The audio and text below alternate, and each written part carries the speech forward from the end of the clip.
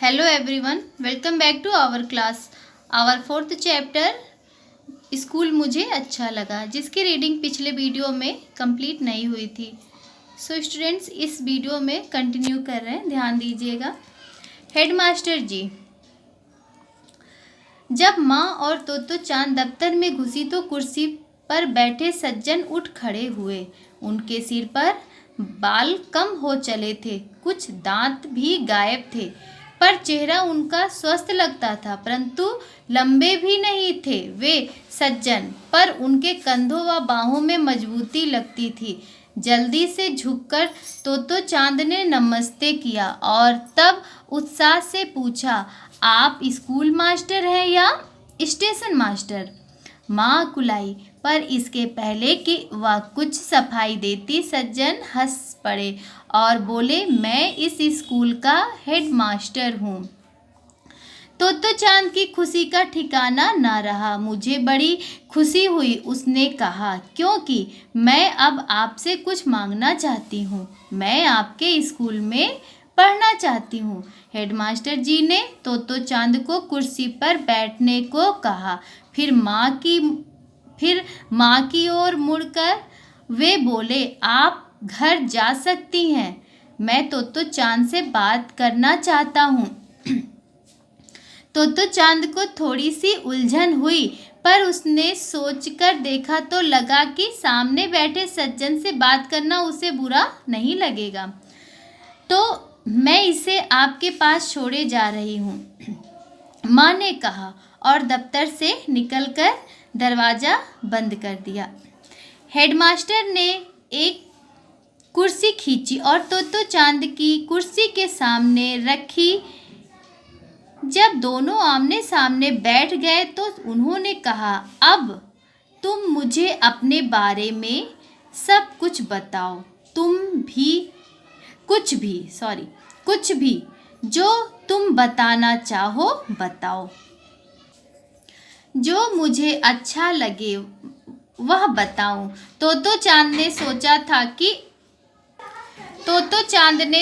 था कि वे प्रश्न करेंगे और उसे उत्तर देने होंगे, पर जब उससे यह कहा गया कि वह किसी भी चीज़ के बारे में बोल सकती है तो उसे बड़ा अच्छा लगा। वह तुरंत बोलने लगी। उसने जो कुछ कहा वह था तो काफ़ी गड़मड़ मीन्स अनाप शनाप। उसने जो कुछ भी कहा वह तो काफ़ी अनाप शनाप था, पर वह अपनी पूरी ताकत से बोलती गई।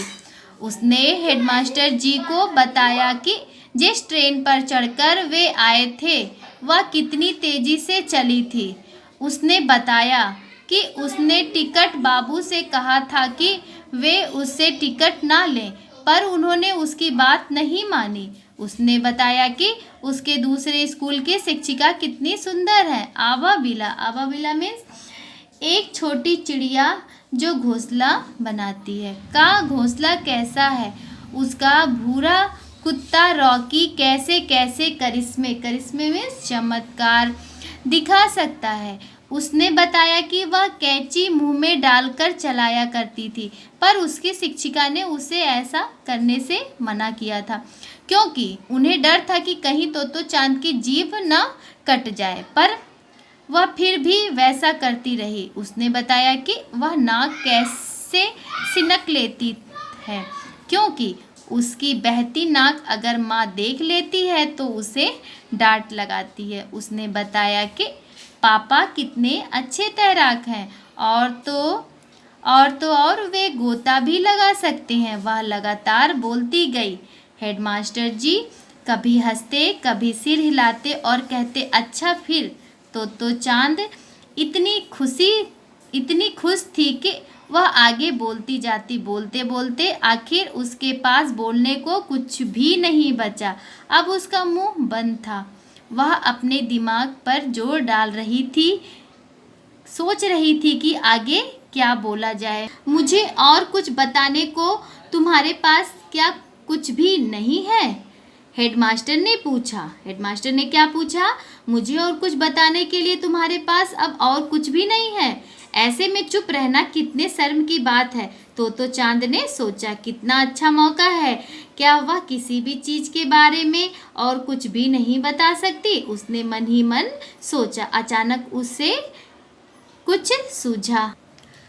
वह वह अपनी फ्रॉक के बारे में बताएगी जो उसने पहन रखी थी। वैसे उसके ज़्यादातर कपड़े माँ खुद ही सीती थी, पर यह फ्रॉक दुकान से खरीदी हुई थी।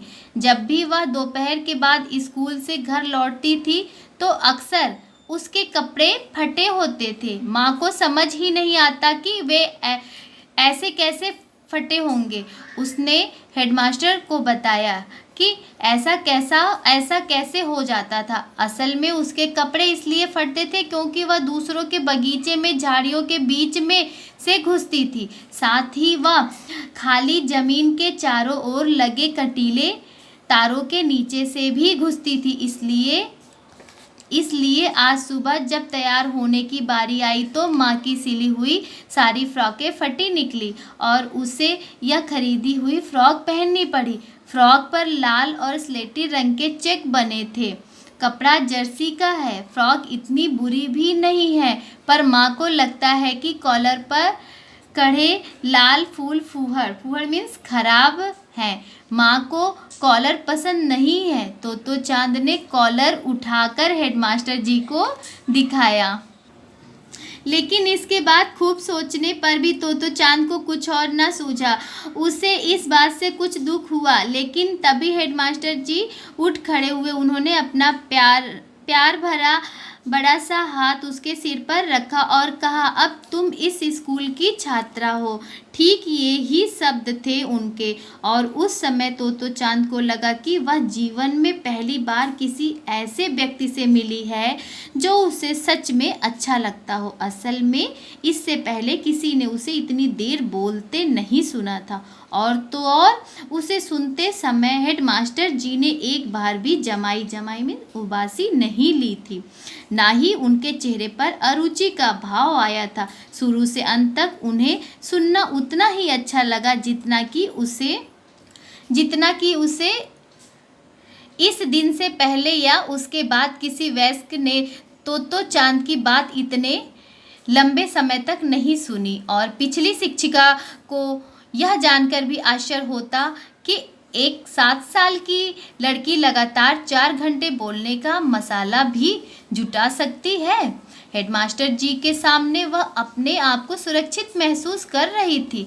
वह बहुत खुश थी। वह हमेशा के लिए उनके साथ ही रहना चाहती थी। ये भावनाएं थी तो चांद की।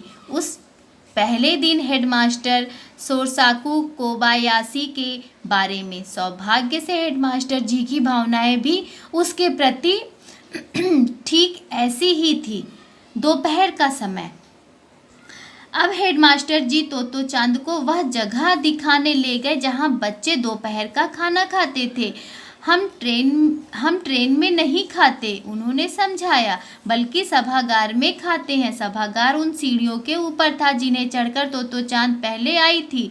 जब वे वहां पहुंचे थे, बच्चे हल्ला करते हुए मेज व कुर्सियां उठा खिसकाकर उन्हें एक गोल घेरे में लगा रहे थे। वे सभागार के कोने में खड़े बच्चों को देखते रहे। तो चांद ने हेडमास्टर जी के जैकेट का किनारा खींचा और पूछा, बाकी बच्चे कहाँ हैं?